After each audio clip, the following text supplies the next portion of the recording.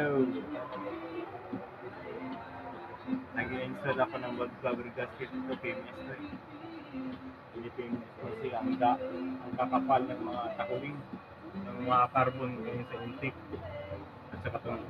At saka itong turbo na to. Sabi nga kapal ng kaya siya nag-power. Tapos ito pero may bawang ikablo.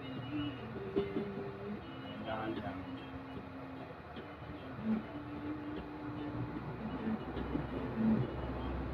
Mga kamechanics. Ito na ngayon.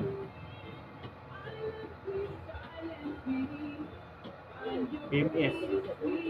Captiva.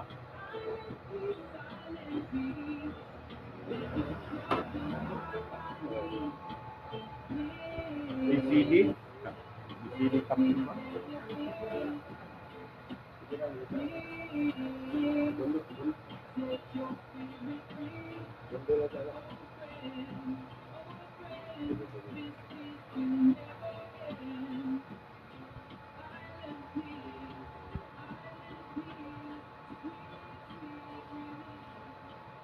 Mechanic, ano pala to? BCD Captiva.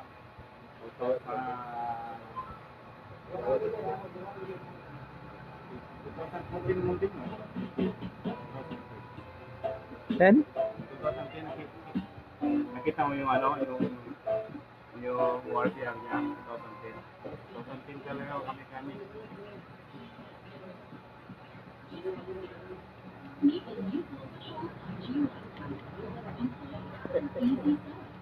Ano tayo?